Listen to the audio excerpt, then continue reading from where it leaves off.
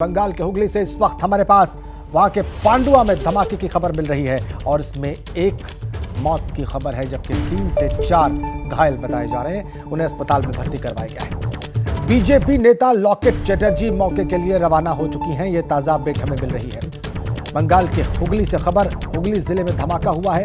ये क्षेत्र जहां पर धमाका हुआ है ये पांडुआ हुगली के अंदर और इसमें एक जान गई है। अब तक 3 से 4 लोग घायल, उन्हें अस्पताल में भर्ती करवाया गया है। सीधा आपको वहीं ले चलते हैं और हमारी सहयोगी मनोज्ञा लईवाल इस वक्त वहां से हमारे साथ सीधा कनेक्ट हैं। उनके पास ज्यादा जानकारियां हैं इस धमाके के बारे में। ये धमाका कैसे हुआ, किस चीज से हुआ, कब हुआ, बिल्कुल ठीक ये सब कुछ विस्तार से बताने जा रही है मनोज्ञा।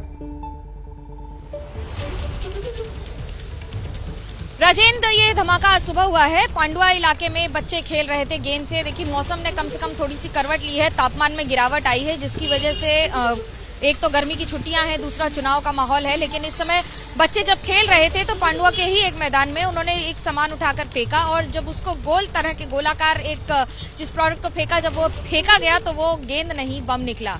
बम के फटने की वजह से 4 बच्चे बहुत ही ज्यादा गंभीर रूप से घायल हुए हैं। एक बच्चे की इस समय मौत हो चुकी है, उसे पास ही के चुचुड़ा के इमामबाड़ा अस्पताल ले जाया गया है। ये पूरा इलाका हुगली जिले में पड़ता है और हुगली की ही लोकसभा सीट है जहां से वर्तमान में सांसद लॉकेट चटर्जी हैं और तृणमूल कांग्रेस से रचना बनर्जी, जिन्हें दीदी नंबर 1 भी कहा जाता है, उन्हें उतारा गया है मैदान में। गंभीर इसलिए हो जाती है ये घटना क्योंकि बम का वास्ता बंगाल से हर चुनाव में रहा है। इस चुनाव में हमने देखा है कि कम से कम अभी तक किसी की हिंसा में मौत नहीं हुई है।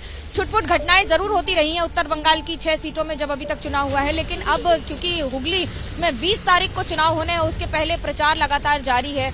माना जा रहा है कि ये भी एक बड़ा मुद्दा होगा और ये बात सच है कि बंगाल में जितनी हिंसा होती है चुनाव के दौरान, वो चाहे राज्य का चुनाव हो या लोकसभा का चुनाव हो, वो अपने आप में जिस तरह से सबकी नजरों में आ जाता है और सबकी नजरों में उतनी गंभीरता हासिल कर लेता है, ये घटना एक और सवाल खड़े करेगी। हालांकि इस समय वर्तमान में प्रशासन पूरी तरह से चुनाव आयोग के हाथ में होता है, इसलिए चुनाव आयोग संज्ञान लेगा इस पर क्या कार्रवाई होगी या इन इलाकों में क्या सुरक्षा व्यवस्था और ज्यादा बढ़ा दी जाएगी या सीआरपीएफ और केंद्रीय सुरक्षा बलों की तैनाती बढ़ा दी जाएगी, ये देखना बहुत ही महत्वपूर्ण होगा। ठीक है, अब मनोज्ञा आप कह रही है कि ये वाकई गंभीर बात है। अब तक इस चुनाव में ऐसा नहीं हुआ था, लेकिन ये घटना अब हो गई है और ये मुद्दा बनेगा चूंकि 20 तारीख को वहां पर वोटिंग है। मनोज्ञा, लेकिन जो देसी बम वहां पर बनते हैं, अभी थोड़ी देर पहले आप उसका जिक्र कर रही थी, उसके बारे में आप जरूर दर्शकों को बताएं जो जानकारी आपको हासिल है। देखिए, मैं 2 दशक से बंगाल में जो रही हूँ उसमें एक बात तो साफ है कि हिंसा का प्रतीकात्मक और प्रतीकी हिंसा दोनों राज्य में चुनाव के समय होना जैसे एक अलिखित अनिवार्य रूल जैसा बन गया था और इस बार पहली बार ऐसा हुआ है जिसकी सबके अंदर खुशी भी है और शांति भी है कि कम से कम हिंसा की घटनाएं बहुत कम हो रही हैं। कई बार ऐसा होता है कि खुद मीडिया पर्सन्स, मैं भी मार खाई हुई हूँ, पिटी हुई हूँ क्योंकि रिगिंग होती रही है और वो प्रशासन के हिसाब से अगर आप कहें तो वो वाम मोर्चा हो या फिर तृणमूल कांग्रेस हो, जो भी दल बल में सत्ता में आता है वो अपनी पुरानी तरकीबों का इस्तेमाल लगातार करता रहा है और ऐसा नहीं कह सकते आप कि प्रशासन को इसकी जानकारी बिल्कुल नहीं होती है।